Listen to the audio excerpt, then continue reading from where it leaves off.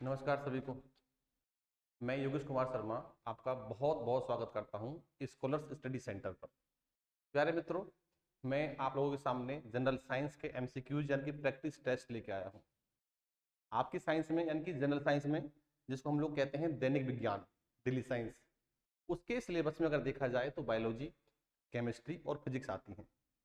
तो बायोलॉजी के जो टॉपिक वाइज क्वेश्चन हैं मैं पहले वो लेके आया हूँ। बायोलॉजी के बाद में केमिस्ट्री और उसके बाद में फिजिक्स लेके आऊंगा आपके सामने। दोस्तों देखिए, हम लोग जब साइंस पढ़ते हैं तो कुछ बातें पहले समझ लीजिए। देखिए, आप वास्तव में जब साइंस पढ़ रहे होते हैं किसी अपने एग्जाम के लिए, जैसे कि मान लो एसएससी है, अब क्या रेलवे है या दिल्ली पुलिस, जो भी आप एक्स बजट स्टेट गवर्नमेंट के पेपर हो या सेंटर के हो, तो आपको देखना पड़ेगा कि साइंस हर पेपर में पूछी जाती है और सिलेबस लगभग सबका सेम रहता है। क्योंकि वास्तव में जब साइंस को पूछता है तो साइंस पूछते समय आपको सिलेबस में लिख के देता है ये दैनिक विज्ञान यानी कि डेली साइंस, डीएस। हम लोग इंग्लिश मीडियम और हिंदी मीडियम दोनों को साथ लेके चलेंगे, यानी कि बाइलैंग्वेज लेके चलेंगे।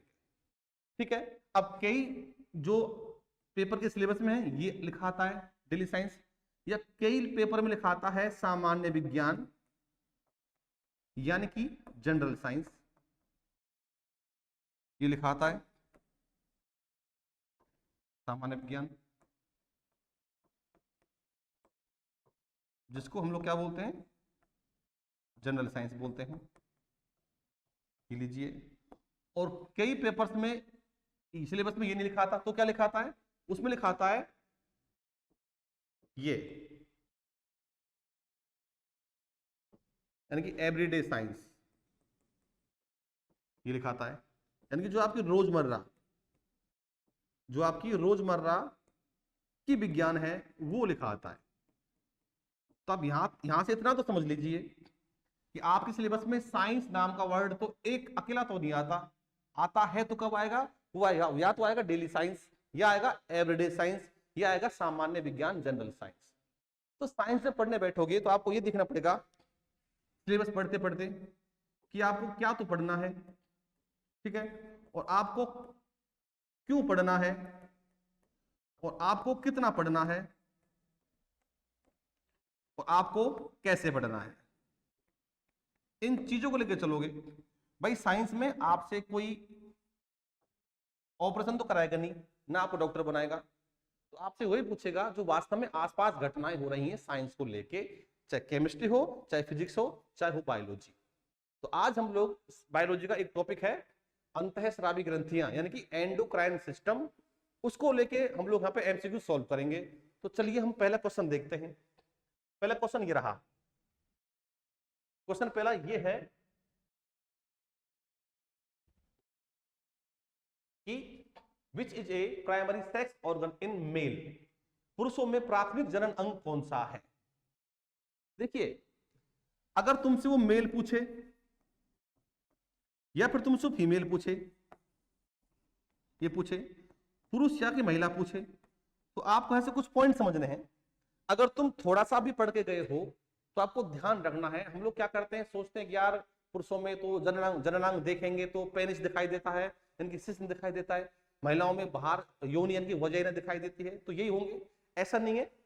आप गलती से भी मेल में पेनिस मत कर देना, और गलती से भी फीमेल में वजाइना मत कर देना। मेन सेक्स ऑर्गन में ये दोनों आपकी गलत हो जाएंगे। तो करना क्या है, आपको ये चीज ध्यान रखनी है कि हमारी बॉडी में यानी कि मेल की बॉडी में ऐसा क्या है जो शुक्राणुओं का, स्पर्म का फॉर्मेशन करता है, और फीमेल में ऐसा क्या है अंग जो कि अंडा अर्थात ओवम का फॉर्मेशन करता है। तो दोनों में ध्यान रखना है। अगर मेल में देखोगे तो वास्तव में कौन, टेस्टिस, ये टेस्टिस यानी कि टेस्टिस को हम लोग ऐसे लिखते हैं, एक ही बात है, टेस्टिस, ये लीजिए, अर्थात वृषण। वृषण ही है जो स्पर्म का अर्थात शुक्राणु का निर्माण करते हैं, ये आपको ध्यान रखना है। ठीक है। अंडाशय, ये अंडाशय ओवेरी, जो ओवेरी है अर्थात जो अंडाशय है, ये वाला अंडाशय, ये फीमेल में अंडाणु अर्थात ओवम का फॉर्मेशन करता है, एग फॉर्मेशन करता है, ये आपको ध्यान रखना है। जब तुमसे फीमेल की बात करेगा तो तुम योनि मत करना, वजेना मत करना, तब तुम क्या करोगे, ओवेरी करोगे। जब मेल की बात करेगा तो तुमको आप वृषण यानी कि टेस्टिस करना है, ये आपको ध्यान रखना है। एक बार देख लीजिए वास्ट डिफरेंस यानी कि शुक्र वाहिका क्या होती है। देखिए शुक्राणु बनते हैं किसमें, दिए ये बने, ये दो होते हैं, ये वृषण टेस्टिस, तो इन दो वृषण में, इन वृषण में बनते हैं शुक्राणु स्पर्म। जब ये पाइप होते हैं, इस ये पाइप वृषण में बने शुक्राणुओं को पाइपों के माध्यम से यहां पर, इसे बोलते हैं शुक्राशय, यानी कि सेमिनल वसाइकल, ये रहा एसएम, सेमिनल वसाइकल यानी कि शुक्राशय, इसे कहते हैं हिंदी में शुक्राशय। वृषण में, टेस्टिस में, टेस्टिस में जब शुक्राणु बन जाते हैं तो इन पाइपों के माध्यम से इनको शुक्राशय में जाकर स्टोर कर दिया जाता है। तो समझोगे कि शुक्राशय का काम क्या है, स्पर्म को स्टोर करना। क्या काम है इस पाइपों का, शुक्राणुओं को टेस्टिस से कहां पहुंचाना, शुक्राशय में पहुंचाना। तो ये जो है वास्ट डिफरेंस शुक्रवाहिनी, शुक्रवाहिनी या शुक्रवाहिका, उनका काम ये होता है। ये आपने बता दिया स्पर्म फॉर्मेशन, अंडाशय, एग फॉर्मेशन, शुक्रवाहिका जो ट्रांसपोर्टेशन करेगा स्पर्म का टेस्टिस से लेके आपके शुक्राशय तक का, और इसका काम क्या होता है, स्पर्म को कलेक्ट करना, ये आपको ध्यान रखना है। चलिए आगे। तो गलती से भी ये मत करना कि तुम मेल में पेनिस कर दो और फीमेल में कर दो आप वजाइना। लीजिए second question, which is incorrect related to thymus gland. A option, it is located between the lungs in thoracic cavity. It secretes the hormone thymosin. It is an exocrine gland. It disappears in old age.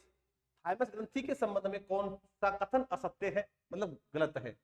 इसमें से तीन तो सही होंगे, एक गलत होगा।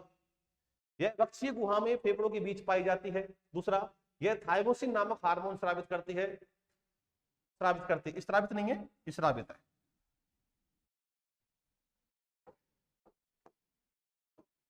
थोड़ा सा ध्यान रखना, ये त्रा नहीं, ये है स्रावित करती, स्रावित करती है। ठीक, यह एक बहिस्रावी ग्रंथि होती है, यहां भी ध्यान रखोगे, ये स्रावी नहीं है, स्रावी होता है, ग्रंथि है, और यह वृद्ध अवस्था में लुप्त हो जाती है। तो थाइमस से संबंधित कुछ पॉइंट्स हैं वो देख लीजिए। सबसे पहली बात तो यह कि जो आपकी थाइमस होती है, ये आपकी बॉडी हो गई, ये आपकी दो टांगे हैं तो इस जगह पे चेस्ट में यहां पाई जाती है थाइमस, ये लीजिए, ये लीजिए। और थाइमस से जो हार्मोन निकलता है वो कौन सा होता है, वो थाइमोसिन होता है, ये लीजिए, ये हार्मोन है इसका। इसके कुछ पॉइंट है, पॉइंट समझ लीजिए। सबसे पहला पॉइंट है कि कहां ये चेस्ट में पाई जाती है। देखो चेस्ट को हिंदी में कहते हैं वक्ष, यानी कि थोरेसिक कैविटी। ये हड्डी यहां से यहां तक, ये जो ऐसी हड्डी होती है, ये वाली बोन सीधी, ये वाली, इसे कहते हैं ओरोस्थियन की स्टर्नम। तो यहां से निकलती है पसलियां, रिब्स, इस प्रकार से पीछे, और आपकी जो है रीढ़ की हड्डी पे जाके मिल जाती हैं। तो इनके बीच में जो खाली जगह है उसे बोलते हैं चेस्ट कैविटी, अर्थात वक्ष गुहा, यानी कि थोरेसिक कैविटी बोलते हैं। तो वास्तव में ये जो थाइमस ग्लैंड है वो आपकी चेस्ट कैविटी में है, हाँ है, वक्ष गुहा में है, बिल्कुल है, और फेफड़ों के बीच में है। ये कथन तो सही है, स्टेटमेंट तो सही है, लेकिन आंसर पूछा है कि ये बताओ कौन सा सही नहीं है, तो आंसर तो गलत हो जाएगा आपका। ये स्टेटमेंट सही है, इसने गलत पूछा है। ठीक है, अगला देखिए, यह थाइमोसिन नामक हार्मोन निकालती है, ये मैंने लिखाया, कौन सा निकालती है, थाइमोसिन। ये भी कथन सही है, लेकिन आंसर सही नहीं है। यह एक बहिस्रावी ग्रंथि है। कुछ पॉइंट समझिए पहले। यहां से मैं ये बोल रहा हूं आपको कि आपकी जो ग्लैंड होती हैं, यानी कि ग्रंथि होती हैं,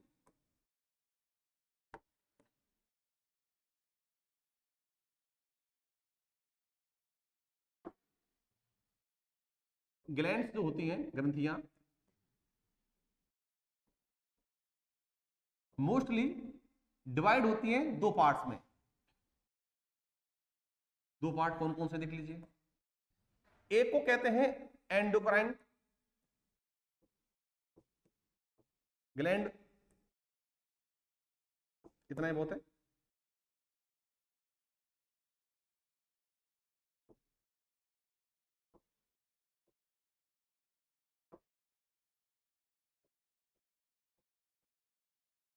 एंडोक्राइन ग्लैंड। हिंदी कहते हैं इसको अंतःस्रावी ग्रंथि। दूसरी होती है एक्सोक्राइन, इसे कहते हैं बहिस्रावी ग्रंथियां। इसके बारे में सुन लीजिए। देखिए ये आपकी बॉडी हुई, आप सब जानते हो कि आपके गले में एक एच आकार की ग्रंथि पाई जाती है जिसको कहते हैं थायराइड। क्या बोलते हैं इसको? थायराइड। थायराइड से निकलता है हार्मोन कौन सा? थायरोक्सिन।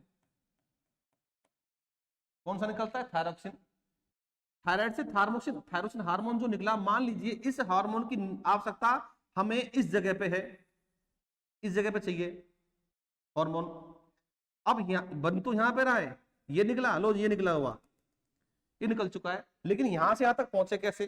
तो ब्लड कहता है कि थायराइड तू चिंता मत कर, इस तेरे हार्मोन को मैं पहुंचा दूंगा जहां इसकी आवश्यकता है। तो आपको यह ध्यान रखना है कि हार्मोन को यहां से पिक कौन करेगा? ब्लड करेगा। इट मींस कि जो ब्लड है वो अपने आप में इसको घोल लेगा और अपने आप में डाल के इसको लेके जाएगा कहां पे? जहां पे आवश्यकता है वहां ले जाएगा, इस प्रकार से ले जाएगा। यहां से आप समझ गए कि यहां से लेके यहां तक कोई सीधा पाइप नहीं है अलग से। हाँ, बेशक ब्लड आपकी बॉडी में पाइपों में घूमता है, लेकिन हार्मोन को पहुंचाने के लिए स्पेशल पाइप नहीं है, वो ब्लड के साथ साथ में चला जाता है। एक पॉइंट आपको ध्यान रखना है, ठीक है जी। दूसरा सुन लीजिए, वही सेम, ये आपका मुख है, ये आपका मुंह हो गया, जहां आपके दांत मिलते हैं, ये दांत हैं, और दांत के नीचे जीभ के नीचे दो ग्रंथि होती हैं लार बनाने वाली, और ये आपका कान हो गया, तो कान के नीचे भी दो ग्रंथि होती हैं लार बनाने वाली, और जबड़े के नीचे भी दो होती हैं लार बनाने वाली, अर्थात सलाइवरी ग्लैंड्स। देखिए कान के नीचे दो, एक इधर और एक इधर, जिसको कहते हैं पैरोटिड। टॉन्सिल्स फूल जाना, वो जब आपकी इन्फेक्टेड होती है तो टॉन्सिल्स फूलती हैं।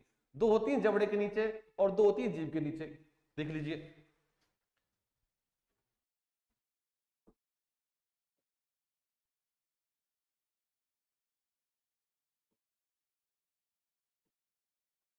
ये आपका मुंह हो गया। मान लो ये आपकी हैं जो जीभ के नीचे वाली ग्रंथियां हैं दो, इनसे एक ऐसे पाइप जाएंगे आपके मुख के अंदर, और इन पाइपों के माध्यम से आपकी बॉडी में, सॉरी आपके मुख में क्या निकल जाएगी? यहाँ पे ये लार निकलती है। जो आपका ये कान होगा, कान के नीचे जो आपकी है कौन सी? पैरोटिड। एक यहाँ पे है, तो एक कान के नीचे, दूसरे कान के नीचे। तो यहां से भी ये पाइप खुलता है सीधा कहां पे? आपके मुख गुहा में, मुख में। यहां से इन पाइपों के माध्यम से कौन जाती है? लार जाती है। तो आपको ध्यान रखना है कि लार में एक लाइसोजाइम नाम का एंजाइम पाया जाता है, कि lysozyme enzyme found in saliva. तो देखिए, जब मैंने तुमको पहले बताया था, इसमें कहा था कि थायराइड से जो थायरोक्सिन निकला वो थायरोक्सिन हार्मोन है, ठीक है। फिर मैंने कहा कि लार में एक लाइसोजाइम, मैंने कहा कि लार में एक लाइसोजाइम क्या है? वो एंजाइम है। अब नाम पे जाइए, ये भी केमिकल है और ये भी केमिकल है, दोनों ही केमिकल है। तो ये एंजाइम इसलिए कहा गया है कि इसमें क्या है? ग्रंथि से लेके मुख में सीधी जाने के लिए एक पाइप है। इसमें बोला गया है कि जो जीभ के नीचे ग्लैंड्स हैं, उस ग्लैंड से सीधा क्या है? अंदर मुंह में जाने हेतु क्या? एक पाइप है। ऐसे ही सेम टू सेम इस ग्रंथि से मुंह में लार पहुंचानी है तो पाइप से पहुंचाई जाती है। मैं ये कह सकता हूं कि हमारी जहां मुंह के अंदर, चाहे कान के नीचे हो चाहे आपके जीभ के नीचे हो, वहां जो ग्रंथियां लार बना रही हैं, तो उस लार को हमारे मुख में खून लेके नहीं आता है, तो क्या लेके आता है? उसको अलग से पाइप है, स्पेशल पाइप, जो लार को हमारे मुख में पहुंचाती है। यकीन नहीं है तो रसगुल्ला देख लीजिए, रसगुल्ला देखोगे तो क्या होगा? मुंह में लार आएगी। उस लार को खून लेके, ब्लड लेके नहीं आया, तो कौन लेके आया? सीधे पाइप खुलते हैं आपके मुंह के अंदर, उन पाइपों के माध्यम से वो लार आपके मुख में आई है। ऐसे बहुत एग्जांपल हैं। लीजिए, ये आपकी स्किन है, इसके नीचे देखो, इसके नीचे इस टाइप से ये ग्लैंड्स होती हैं, इस टाइप से ये ग्लैंड्स हैं, इनमें बनता है पसीना, यानी कि स्वेट बनता है। जब स्वेट बनता है, बना हुआ स्वेट जो है वो इन, देखो ये जो होते हैं छिद्र, पोर्स बोलते हैं इसको, रंध्र बोलते हैं। ये पसीना रंध्रों के माध्यम से आपकी बॉडी से बाहर निकलता है। ये लीजिए, तो पसीना भी क्या है? पसीना भी आप प्रकार कह सकते हैं, पसीना में भी एक एंजाइम होता है, उसका भी नाम क्या है, सेम टू सेम उसका नाम भी क्या, लाइसोजाइम होता है। तो यहां से कुछ चीज समझ लीजिए आप लोग, अभी इतना समझ लीजिए कि अंतःस्रावी जो है, ये लीजिए, इसका एक पॉइंट समझो।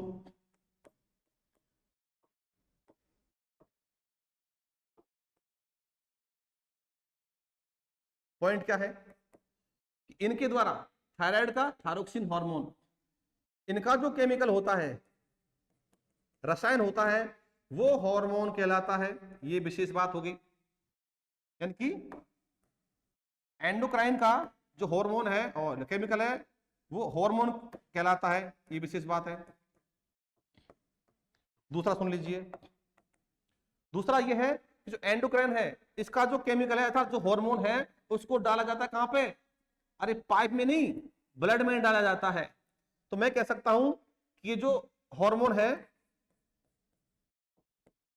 हार्मोन किसके कांटेक्ट में आता है, हार्मोन ब्लड के कांटेक्ट में आता है, किसमें, एंडोक्राइन में। तो यहां से समझोगे कि जो आपका हार्मोन है, जो केमिकल है एंडोक्राइन का, वो सीधा कहां, ब्लड में डाला, अंतःस्रावी, अंत माने अंदर, स्रावी अर्थात ब्लड के अंदर डाला, ये ध्यान रखोगे। दूसरा पॉइंट सुन लीजिए, इसमें देख लीजिए, ये जो आपका है केमिकल अर्थात एंजाइम, वो कहां पहुंचाया, वो किसी पाइप से पहुंचाया। आप ये कह सकते हो कि यहाँ पे थायरोक्सिन हार्मोन के लिए कोई विशेष पाइप नहीं था, अर्थात ये डक्टलेस थी। क्या थी, ये डक्टलेस थी। लीजिए अगला पॉइंट, थायरोक्सिन के लिए कोई अलग से पाइप नहीं था, इसलिए कह सकता हूं कि थायराइड जो ग्लैंड है उसमें कोई नलिका पाइप नहीं है, इसलिए हमने कहा था कि ये डक्टलेस है, ये डक्टलेस है अर्थात ट्यूबलेस है। ठीक है जी, इधर देख लीजिए, अगर मैं इसमें चलता हूं तो इसके बारे में जो मैंने आपसे बातें की हैं, वो बातें क्या की हैं कि जीभ के नीचे पाई जाने वाली ग्लैंड, लार वाली, उसकी बात की थी। सबसे पहला पॉइंट है कि लार ग्रंथि का, सलाइवरी ग्लैंड का जो केमिकल है वो कहलाएगा एंजाइम। पहला पॉइंट तो हो गया आपका, ये एंजाइम होगा, तो इसके रसायन को एंजाइम कहेंगे, विशेष बात ये है। दूसरा पॉइंट क्या है, दूसरा पॉइंट ये हुआ कि इनका जो हार्मोन है, इनका जो हार्मोन है वो सीधा कहां पे, पाइप में डलता है। जैसे कि लार को डाला था पाइप में, तो मैं कह सकता हूं कि ये जो होती हैं आपकी कैसी होती है, नलिका युक्त होती हैं, अर्थात डक्टाइल होती हैं। मैं कह सकता हूं ट्यूबलर होती हैं।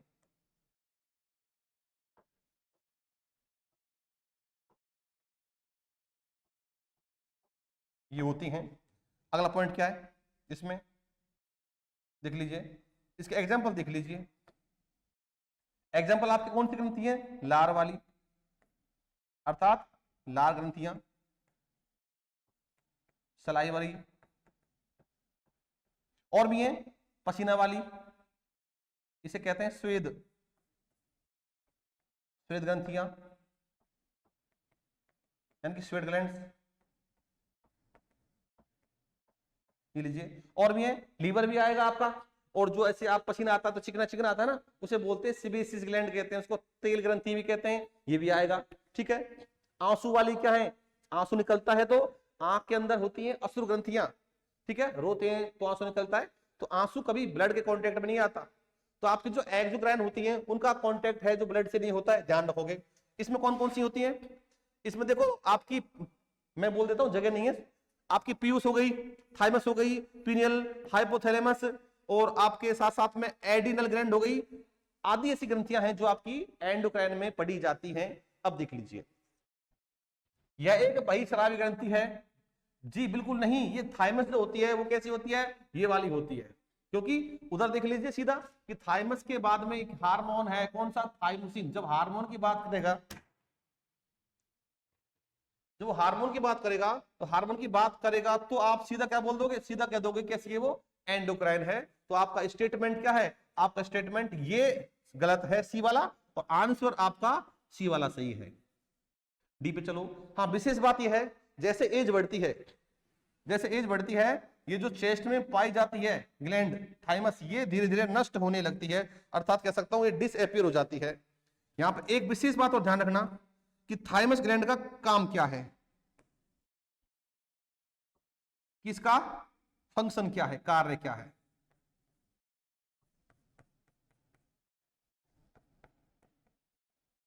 फंक्शन पूछे तो कहना WBC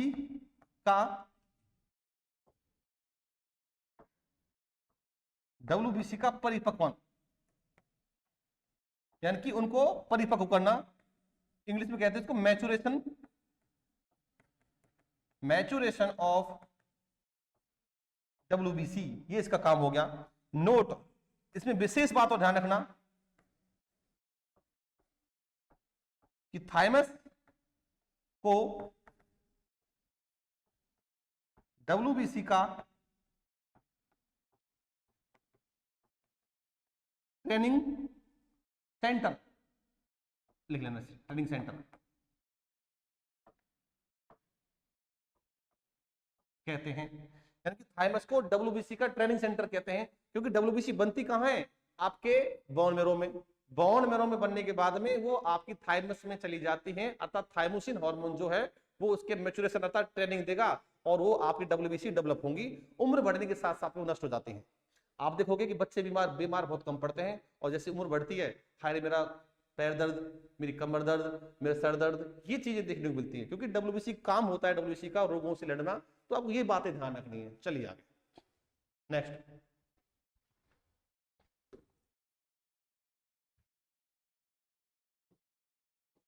लीजिए। महिलाओं में प्राथमिक जनन अंग कौन सा है, वही in females is a primary sex organ. भैया ये मत कर देना, क्या करोगे आप इसमें, बताया भी, अंडा से कर दोगे, ओवेरी कर दोगे। Next, hormone secreted by testis, वृषण द्वारा स्रावित हार्मोन कौन सा है, देख लीजिए। आपसे बोले कि फीमेल हार्मोन कौन से हैं, तो कुछ आपको ध्यान रखना है, मुख्य एक तो एस्ट्रोजन, सबने सुन रखा है। एक आपका कौन सा है, प्रोजेस्टेरोन, ये दोनों फीमेल वाले हैं। आपसे मेल पूछ ले तो मेल हार्मोन पूछ ले आपसे,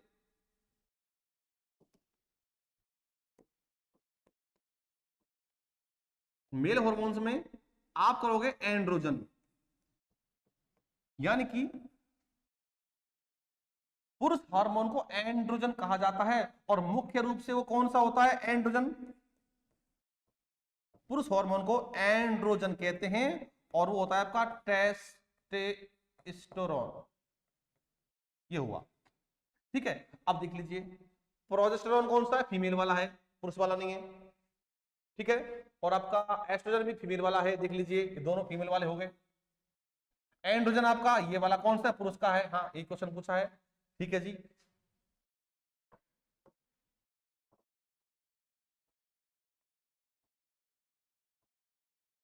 लीजिए भाई, ठीक है। एक आ रहा एरिथ्रोपाइटिन, आंसर आपका ये सही है। ये क्या, सुन लीजिए, हमारी होती किडनी, ये लीजिए, ये किडनी है, राजमा के आकार जैसी या सेम के बीज के आकार जैसी। इस किडनी में पाई जाती हैं कुछ सेल्स अंदर वाली, ठीक है, उनको कहते हैं peritubular cells, Hindi English same है, पेरी ट्यूबुलर सेल्स, ये हैं। तो इन सेल्स से निकलता है आपका एरिथ्रोपाइटिन हार्मोन ही निकलता है। ये कह सकते हैं किडनी से कौन सा निकलता है, एरिथ्रोपाइटिन हार्मोन। अगर तुम नाम पे जाओगे तो नाम में देखो एरिथ्रो एरिथ्रोसाइट कहते हैं किसको, आरबीसी को, ठीक है। जहां आपको पायोसिस पायोटिन ऐसा कुछ दिख जाए उसे बोलते हैं निर्माण, फॉर्मेशन। तो किडनी से बना ये हार्मोन, ये क्या करता है, ये आपकी आरबीसी के निर्माण के लिए थोड़ा सा जिम्मेदार होता है, नाम से मालूम चल रहा है, ठीक है जी। निकलता किडनी से है, ये इसने पूछा है, ब्रिशन द्वारा पूछा है, आंसर आपका ये आएगा। आगे चलो, अगला, dash dash dash increases the calcium level in our blood, यानी कि हमारे रक्त में कैल्शियम के स्तर को बढ़ाता है। सीधा सा आंसर इसका, मैं लिख रहा हूं, एक वर्ड ये था, थायराइड ग्लैंड, यानी कि थायराइड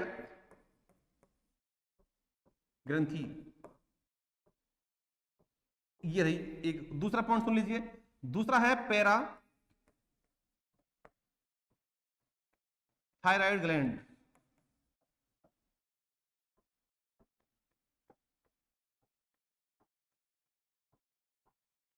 ग्रंथि ये ऐसे एच आकार की होती है, थायराइड ये वाली, ये एच आकार की है इस टाइप से, ठीक है।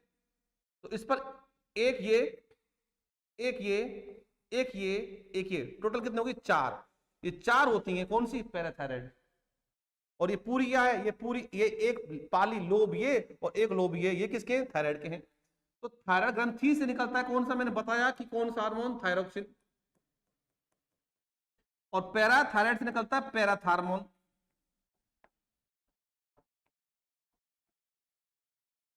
कौन सा हार्मोन है ये? Para hormone. ध्यान दीजिए भाई, इसका तो काम क्या होता है? इसका काम होता है आपकी बॉडी की कौन सी क्रियाएं? उपापचयी क्रियाएं। उपापचयी क्रियाएं, इन पर कंट्रोल रखना, अर्थात मेटाबॉलिक रिएक्शंस।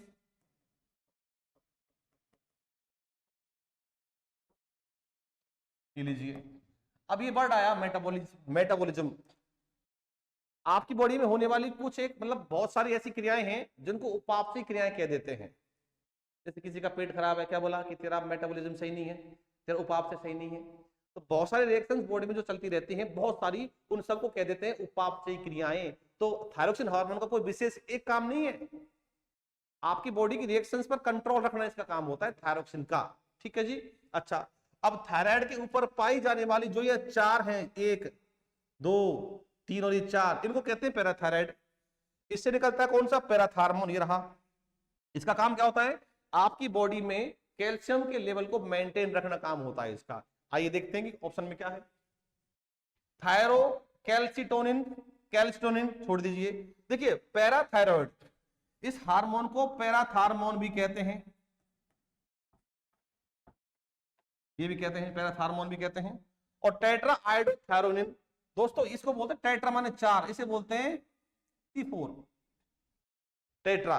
तो एक होता है ट्राई आयोडोथायरोनिन, दूसरा है टेट्रा आयोडोथायरोनिन। ये थायरोक्सिन का ही नाम है। आपका आंसर तो क्या जाएगा? ये जाएगा, क्योंकि कैल्शियम का मेंटेनेंस कौन रखता है? आपका पैराथायराइड ग्लैंड रखती है, और पैराथायराइड ग्लैंड से पैराथार्मोन हार्मोन निकलता है। ये आपको ध्यान रखना है। नेक्स्ट देखिए, which one of the following is incorrect regarding endocrine gland। अब इसके बारे में जो पॉइंट मैंने बताए थे अभी थोड़ी देर पहले, वो आगे देख लीजिए कि अंतःस्रावी, वही बात, ये स्रावी है, स्रावी नहीं है।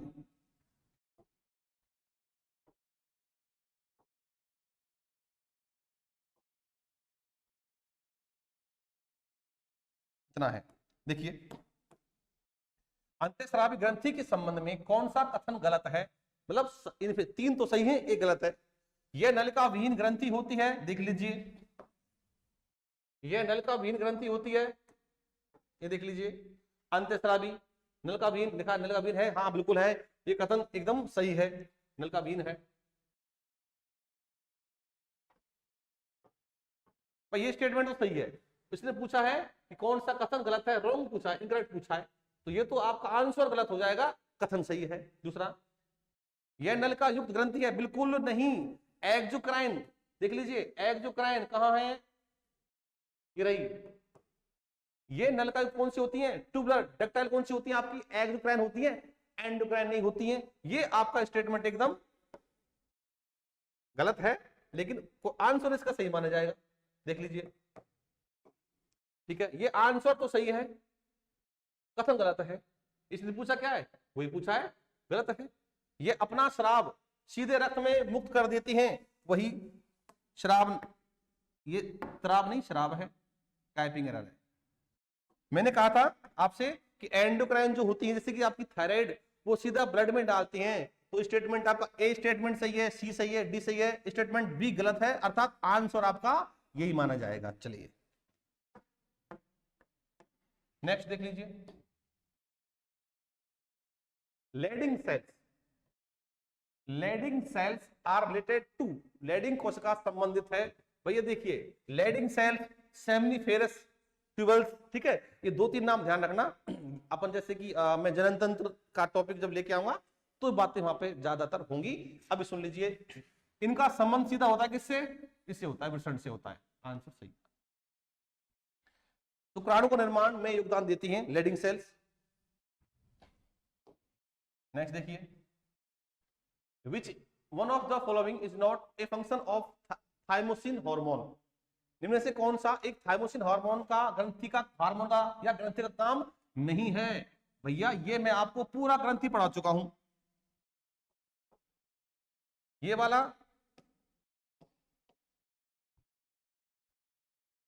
ये वाला ग्रंथि वाला मैंने पूरा पढ़ा दिया है भाई। जो काम आपका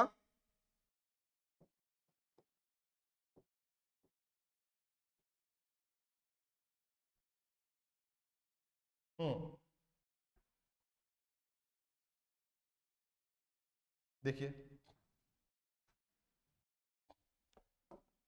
इसके जो पॉइंट्स थे वो सब करवा दिए मैंने, और देख लीजिए।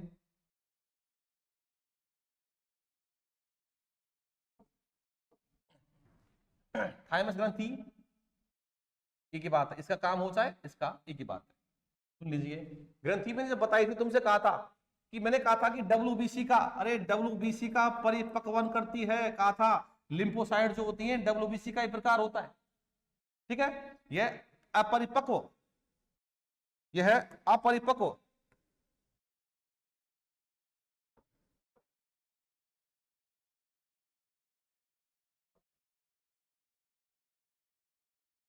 लीजिए क्वेश्चन, यह अपरिपक्व लिम्फोसाइट्स की परिपक्व करती हैं, बिल्कुल करती हैं।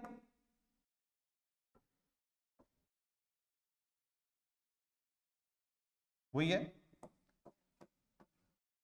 तो ये प्रकार होते हैं डब्ल्यूबीसी के लिम्फोसाइट, बिल्कुल सही है।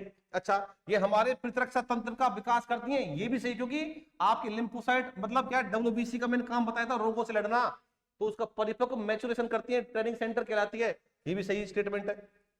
पूछा क्या है इसने? पूछा है कौन सा कार्य नहीं है, दोनों कार्य हैं। ये लिम्फोसाइट की जीवाणु और एंटीजन को नष्ट करने के लिए प्रेरित करती हैं, ठीक है। ये हमारे त्वचा को, त्वचा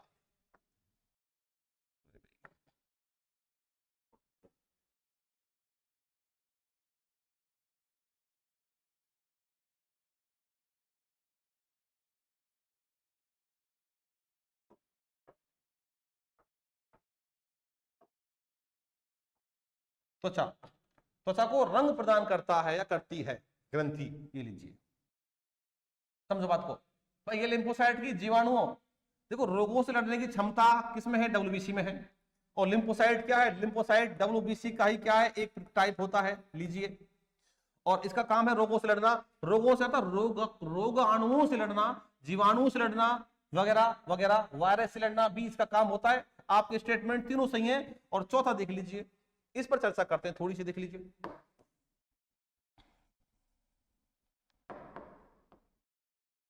आपके मस्तिष्क में इस जगह पे 3 ग्रंथि होती हैं, हाइपोथैलेमस, पिट्यूटरी और पीनियल। तो फिलहाल मैं बात कर रहा हूं किसकी? पीनियल की। तो ये ग्लैंड पाई जाती है आपके मस्तिष्क में, पीनियल। और पीनियल से एक हार्मोन निकलता है, उसका नाम होता है मेलेटोनिन। कौन सा है? हार्मोन का नाम है मेलेटोनिन।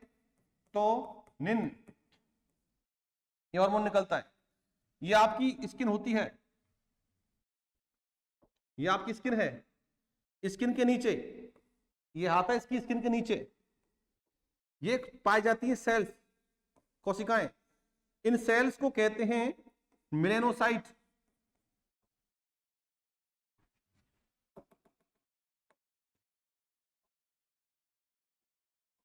इन सेल्स को कहते हैं मेलेनोसाइट्स।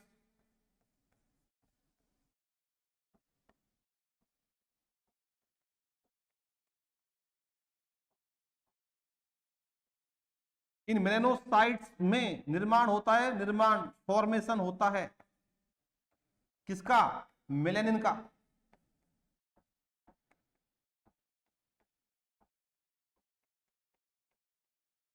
और मेलेनिन एक ऐसा पिगमेंट वर्ण होता है, रंग होता है जो आपकी त्वचा को गोरा या काला करता है। ध्यान दीजिए, तो त्वचा के गोरे काले रंग के लिए जिम्मेदार कौन है? मेलेनिन। ये बनता कहां पे है? त्वचा के नीचे पाई जाने वाली मेलेनोसाइट्स अर्थात कोशिकाओं में, उनमें बनता है। और इस पर कंट्रोल किसका होता है? मेलेटोनिन। और भी काम है इसके, इस हार्मोन के, एक काम ये भी है। तो अब पूछा है कि यह हमारे त्वचा को रंग प्रदान करती है? नहीं, त्वचा को रंग प्रदान तो ये करता है मेलेनिन, और कंट्रोल किसका है? मेलेटोनिन का। ठीक है, ग्रंथि कौन सी है? पीनियल, ना कि आपकी थाइमस। तो आपका स्टेटमेंट 3 सही है, ठीक है, और एक गलत है, और आंसर आपका ये आएगा, ये वाला। ये काम तो इसका है ही नहीं। चलिए आगे नेक्स्ट देखिए। इस प्रैक्टिस के साथ साथ जब तुम देखोगे तो आपका टॉपिक पूरा होता है क्लियर। मैंने यहाँ पे 20 क्वेश्चंस ले रखे हैं। इस 20 क्वेश्चंस में आपका पूरा टॉपिक एकदम साफ हो जाएगा, जो भी आपके डाउट है सारे क्लियर हो जाएंगे। चलिए next, hormone of pituitary gland is are. देखिए पीयूष ग्रंथि के हार्मोन कौन कौन से हैं? बिल्कुल हैं, देखिए कौन कौन से हैं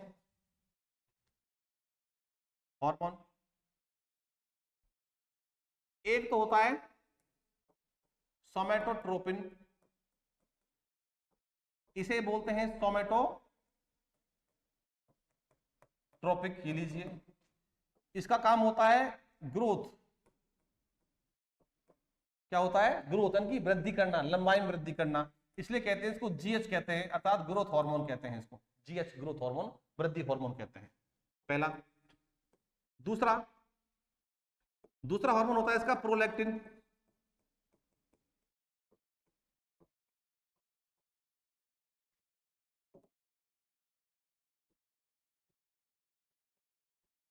कौन सा है? प्रोलैक्टिन। ये इसका काम क्या होता है? इसका काम होता है दूध निर्माण, मिल्क फॉर्मेशन का काम होता है इसका, याद रखोगे। ठीक है, अगला एक होता है टीएसएच। थायराइड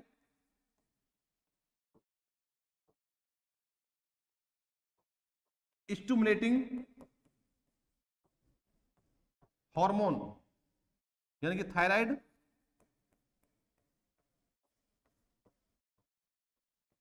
प्रेरक हार्मोन, एक ये हो गया। एक होता है आपका एमएसएच, यानी कि मेलेनोसाइट्स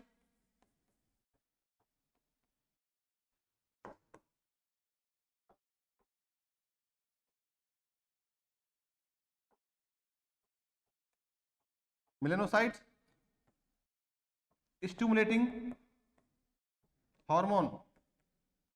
हिंदी क्या कहेंगे इसका? कि मेलेनोसाइट्स प्रेरक हार्मोन, ये हुआ। और भी हैं, कौन कौन से? एक आपको होता है आपका एफएसएस होता है, फॉलिकल स्टिमुलेटिंग हार्मोन। एक आपका होता है एलएच होता है, ल्यूटिनाइजिंग हार्मोन होता है। 6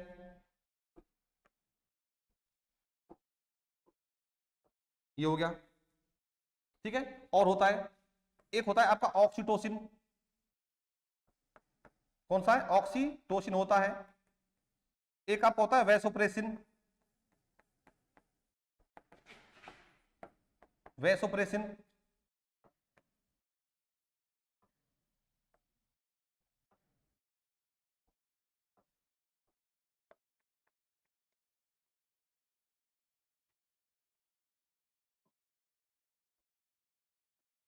ये हुआ, इसको एडीएच भी कहते हैं। तो ये इसके हॉर्मोन्स हैं। अब देख लीजिए,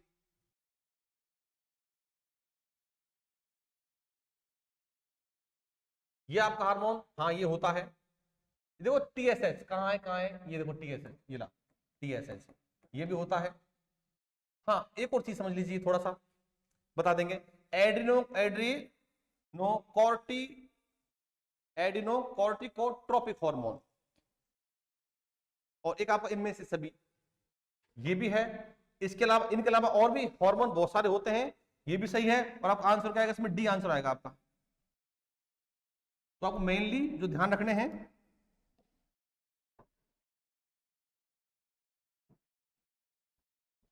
इंपॉर्टेंट ये वाला, इंपॉर्टेंट ये भी होता है, और जब 3 है तो आपके ऑप्शन डी में हम इसके साथ जाएंगे। और मेन आपके हार्मोन्स ये रहे, एक तो आपका ग्रोथ हार्मोन है, आपका प्रोलैक्टिन, एक और है इसमें, एक और ऐड कर लो यहाँ पे 7वां।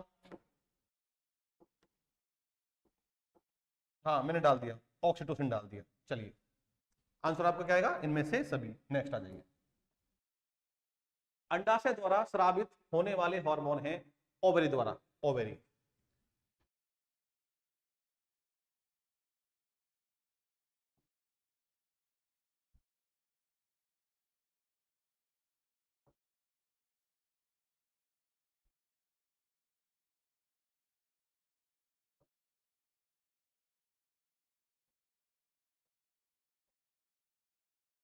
महिला में एक जोड़ी, एक ये और एक ये, 2 ओवरी अंडे अंडाशय होते हैं।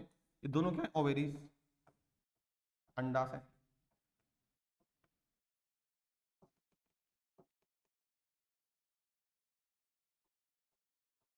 ओवरी, अंडाशय। अंडाशय से देखो, अंडाशय से आपका ये एस्ट्रोजन भी निकलता है, ये भी निकलता है। इस हार्मोन के बारे में कुछ बात समझ लीजिए।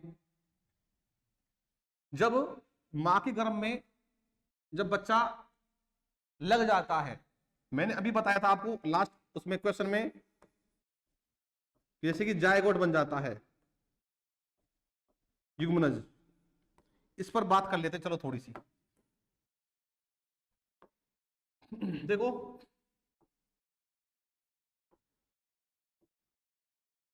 मेल और फीमेल, मेल से आता है शुक्राणु, लो जी ये शुक्राणु है, स्पर्म है, शुक्राणु।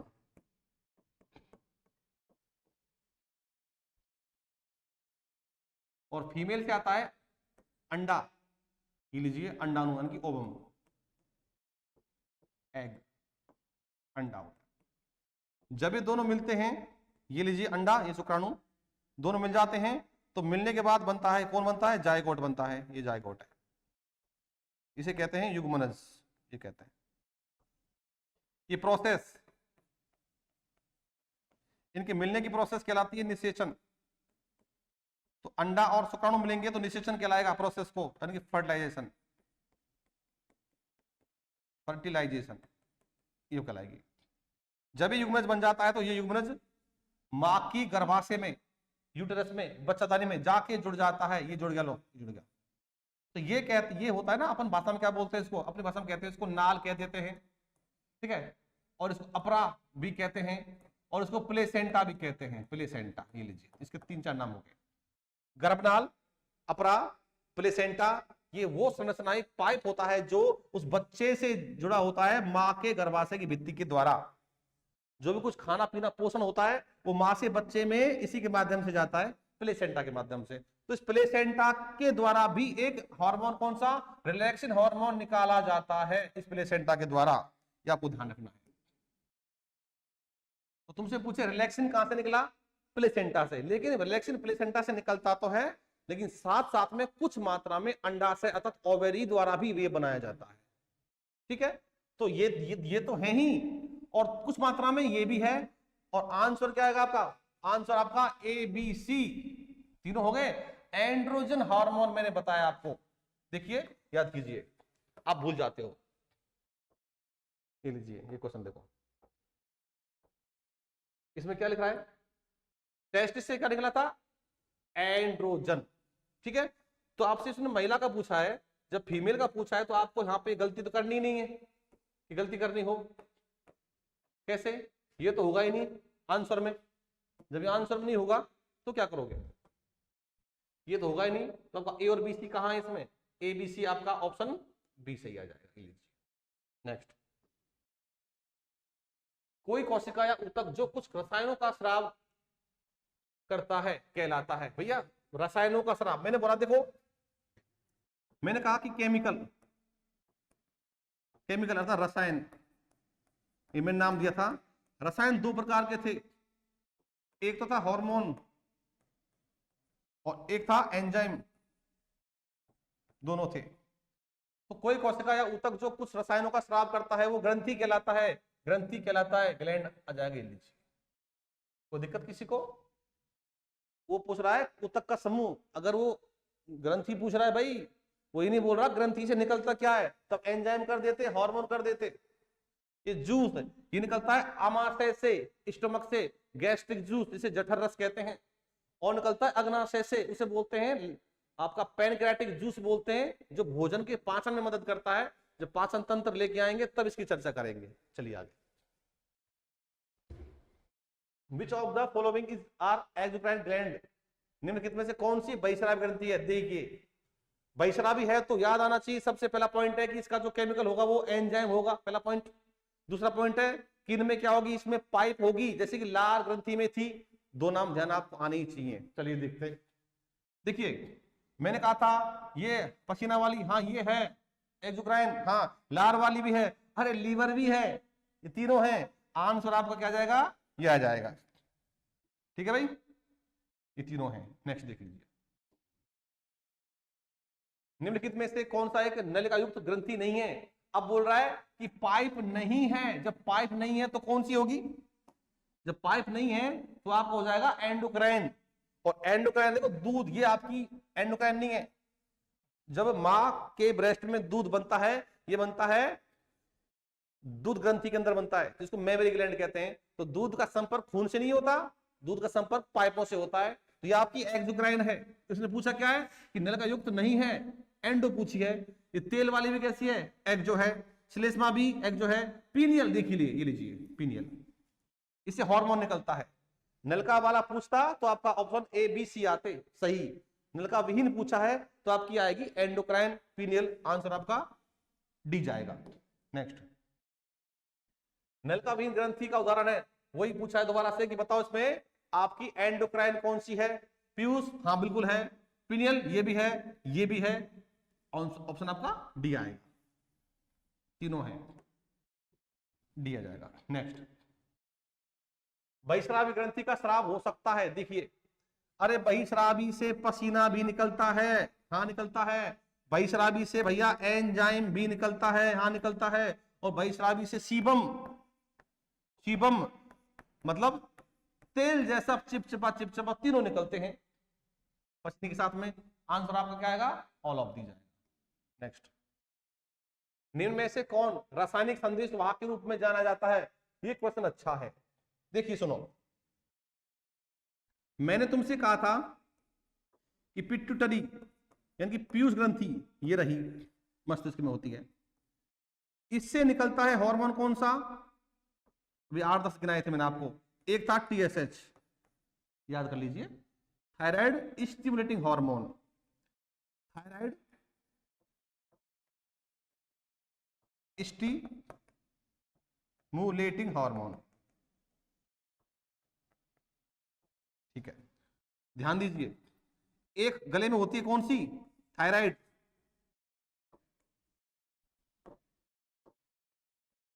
गले में कौन सी होती है? थायराइड। अब ध्यान दीजिए, जैसे TSH नाम आया कि TSH कहां से निकला, नाम पूरा याद है, थायराइड स्टिमुलेटिंग हार्मोन यानी कि थायराइड प्रेरक हार्मोन। हमें लगता है कि नाम में ही थायराइड है तो इसका आंसर भी थायराइड ही आएगा, जबकि ऐसा नहीं है। ये पीयूष से निकलता है, और पीयूष ग्रंथि से जब निकलता है ये हार्मोन, खून में मिलकर जब जाता है तो हार्मोन को पहले से समझा दिया जाता है कि मेरा संदेश जाके थायराइड को दे दे कि तू थायरॉक्सिन बनाना चालू कर दे।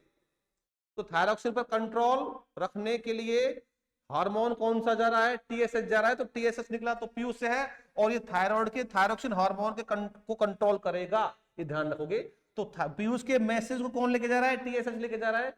ऐसे ही हर ग्रंथि जो कि आपकी एंडोक्राइन होती है, उनके सभी जो आपके हार्मोन्स होते हैं वो सारे सारे एज ए केमिकल मैसेंजर काम करते हैं, संदेश वाहक के रूप में काम करते हैं। एंजाइम, लार में एंजाइम है, लाइसोजाइम, ये को संदेश लेके नहीं जाता है, ये तो भैया खाने को पचाने में काम करता है। ठीक है, उसके बाद में आपके आमाशय से निकलता है गैस्ट्रिक जूस, उसमें पेप्सिन एंजाइम है, वो प्रोटीन को पचाने का काम करता है। तो एंजाइम तो करते हैं काम, कोई भी काम करेगा, और आपके हार्मोन्स करते हैं एक मैसेंजर के रूप में काम करते हैं। ठीक है, तो मैसेंजर आपके एंजाइम नहीं होते, हार्मोन्स होते हैं। चलिए, संदेश वाहक के रूप में कौन है? पसीना आपका तो एंजाइम है, एंजाइम है, हार्मोन ही आएगा, ये लीजिए। ये तो ग्लैंड की बात होगी, ग्लैंड नहीं पूछा, संदेश वाहक पूछा है। आगे, अंतःस्रावी ग्रंथि के संबंध में कौन सा गलत है? विच one of the following is incorrect regarding endocrine gland? लीजिए, पहले बात चुका है, यह नलिका विहीन ग्रंथि होती है। हाँ होती है, सही है, स्टेटमेंट सही है, आंसर सही नहीं है। यह नलिका युक्त होती है, नहीं। ये वाला तो भैया एंडोक्राइन कहलाएगा, इसके स्राव हार्मोन्स कहलाते हैं, ये स्टेटमेंट सही है, आंसर टिक ये नहीं करने वाले। ये अपना स्राव सीधे रक्त में डालती है, अर्थात ए और बी और डी तीनों स्टेटमेंट सही हैं, सी वाला गलत है, नहीं सॉरी, ए सी डी सही है, बी वाला गलत है, और गलत ही पूछा है, आंसर आपका बी हो जाएगा।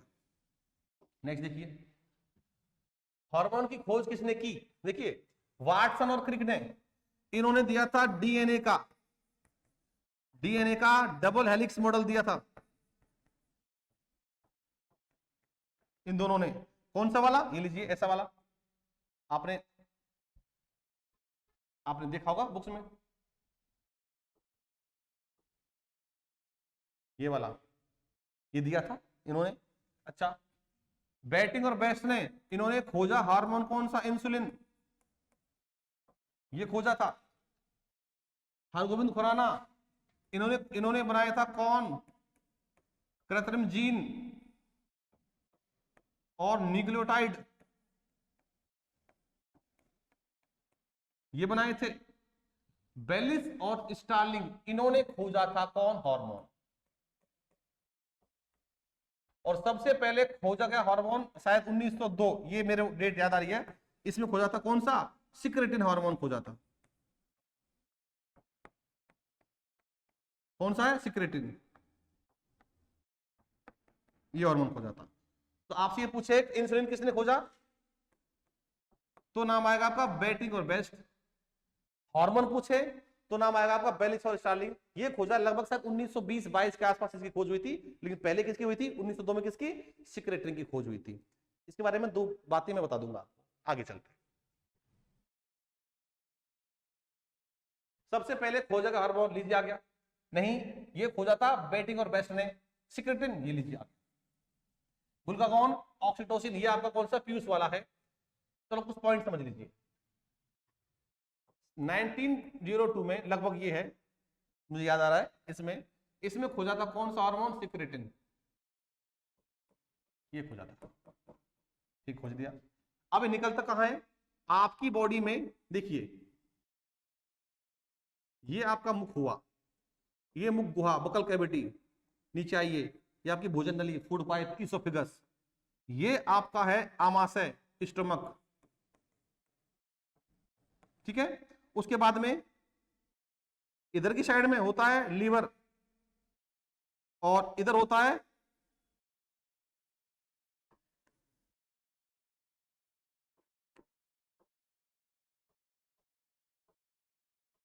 ये लीवर है, यहां होता है पेनक्रियाज, अग्नाशय, ये पेनक्रियाज है।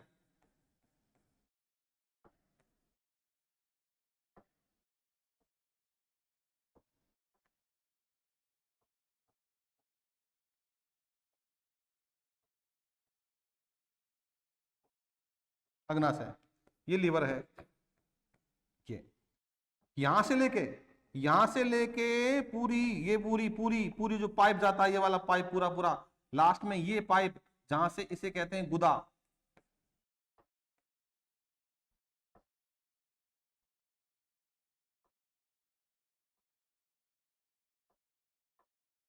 एंड में गुदा, जहां से मल निकाला जाता है, एनस। ये वाला पार्ट होता है छोटी आंत, स्मॉल इंटेस्टाइन। इधर वाला होता है आपका बड़ी आंत। तो यहां से आगे देखो, मुख हुआ, भोजन नली, उसके बाद में आपकी स्टमक, आमाशय होगी, इधर आपका लीवर, इधर आपका अग्नाशय। लीवर अग्नाशय के नीचे इस वाले क्षेत्र को, यहां से छोटी आंत शुरू होती है, स्मॉल इंटेस्टाइन। तो स्टार्टिंग वाले पार्ट को कहते हैं फेरिंग्स। सॉरी, गलत बोल दिया, एक सेकंड, ये नहीं बोलते।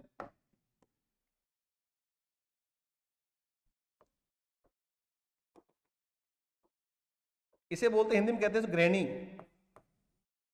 और इंग्लिश में कहते हैं इसको ड्यूडेनम, ये कहते हैं।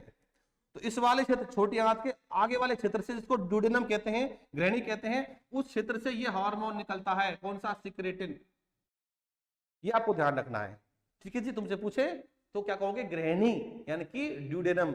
और जो मैंने अभी आपको जो नाम दिया था, अभी नाम बोला था मैंने, फेरिंग्स जो बोला था, वो फेरिंग्स वाला हिस्सा ये वाला है, ये वाला इसे बोलते हैं। जहां पे नाक का पाइप और मुंह वाला पाइप दोनों का कॉमन जो प्लेस होता है, उसे कहते हैं फेरिंग्स।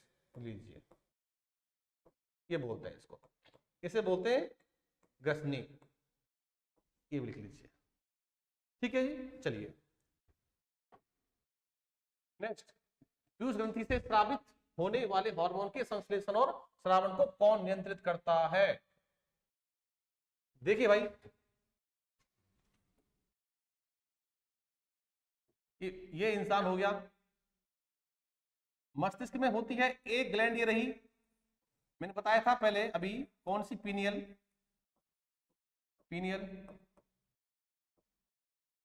और इसके यहां पे होती है कौन सी? पीयूष, पिट्यूटरी।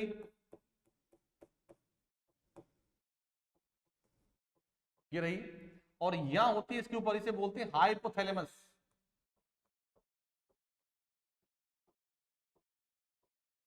Hypothalamus, HP. देखो गर्दन में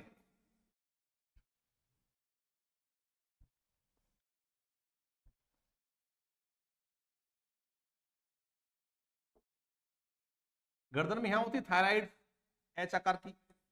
यहां होती है थाइमस। किडनी, ये दो किडनी हैं, इनके ऊपर होती है आपकी एड्रीनल, दो होती हैं एड्रीनल ग्लैंड होती हैं। इसे हिंदी में कहते हैं अधिवृक्क ग्रंथि। अगर पुरुष है तो ये दो होते हैं, कौन? वृषण। महिला है तो दो क्या होंगे? अंडाशय। ये टेस्टिस हो गए, और ये हो गए अंडाशय, ओवेरी। लिख लीजिए। इन सभी ग्लैंड्स पर कंट्रोल किसका होता है? इसका होता है पीयूष का, पिट्यूटरी का होता है सब ग्लैंड्स पे। इसलिए इसको, पिट्यूटरी को, इसलिए इस ग्रंथि को कहते हैं मास्टर ग्लैंड कहते हैं। इसको कौन सी बोलते हैं? मास्टर ग्रंथि। और मास्टर पर जिसका कंट्रोल है वो कौन सा? हाइपोथैलेमस। इसलिए क्या कहते हैं इसको? इसलिए इसको कहते हैं हेड मास्टर ग्लैंड कहते हैं। इसको हेड मास्टर ग्रंथि कहते हैं इसको। ये लीजिए, बोल रहा है पीयूष ग्रंथि से होने वाले हार्मोन के संश्लेषण और स्रावण को कौन नियंत्रित करता है? Synthesis and secretion of pituitary hormones are controlled by hypothalamus. ये लीजिए, ठीक है। बाकी सब ग्रंथियों पर कंट्रोल किसका? पीयूष का। और पीयूष पे किसका होता है? आपके हाइपोथैलेमस का। ये हुआ। तो प्यारे दोस्तों, ये आपकी जो क्लास हुई है प्रैक्टिस की, यही मैं प्रैक्टिस का पूरा ऐसे चरण बार बार लेके आऊंगा आपके सामने। एक टॉपिक लेके चलेंगे और उसमें करीब जैसे 20-25 क्वेश्चन होंगे। अगर आप वो टॉपिक से संबंधित एमसीक्यूज देख लेते हो तो आपका पूरा टॉपिक क्लियर हो जाएगा। तो यहाँ पे एक और चीज समझ लीजिए कि आपका जो होता है पेनक्रियाज, अग्नाशय, अग्नाशय में एक ग्रुप होता है सेल्स का, कोशिकाओं का ग्रुप होता है, उसे बोलते हैं लैंगरहैंस द्वीप समूह कहते हैं। लैंगरहैंस ऑफ आइसलैंड कहते हैं उसको। इसमें 3 टाइप की सेल्स होती हैं। कितने टाइप की? 3 टाइप की। एक को बोलते हैं अल्फा सेल्स, और एक को बोलते हैं बीटा सेल्स, एक को बोलते हैं गामा नहीं, डेल्टा सेल्स। डेल्टा, बीटा, और ये आपका अल्फा। ये हो गया। तो अल्फा सेल्स से, इन सेल से निकलता है हार्मोन कौन सा? वो निकलता है ग्लूकागोन। याद रखोगे, हार्मोन कौन सा होता है? वो ग्लूकागोन। तो तुमसे पूछे ग्लूकागोन कहां से निकला? अग्नाशय से। कहां से? लैंगरहैंस आइसलैंड से। उसमें कहां से? अल्फा सेल से। और इनसे निकलता है कौन सा? इंसुलिन। कौन से निकलता है? इंसुलिन, बीटा सेल से। और डेल्टा सेल्स की बात की जाए, यहां से आपको ध्यान रखना है सोमेटो,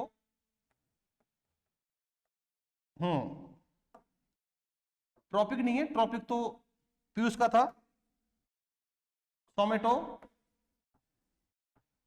स्टेटिन ये हार्मोन निकलता है। यहां से एक पॉइंट और ध्यान रख लीजिए, आपकी बॉडी में अगर डायबिटीज हो रहा है तो उसका कारण क्या होता है, इंसुलिन हार्मोन। अगर ये कम है तो आपको डायबिटीज अर्थात मधुमेह या शुगर हो जाएगी, इसलिए उस रोग में पेशेंट को ये इंसुलिन बाहर से दिया जाता है। तो मेरे प्यारे बच्चों, आज का जो हमारा सेशन था 20 क्वेश्चंस का यहाँ पर पूरा होता है। मैं फिर दोबारा से लेके आऊंगा किसी नए टॉपिक के साथ में, नई ऊर्जा के साथ में, ऐसे सेम क्वेश्चंस, जिससे आपके टॉपिक 20 क्वेश्चन या 25 से ले करेंगे तो आपका क्लियर हो जाएगा। चलिए मिलते हैं अगली क्लास में, तब तक के लिए नमस्कार।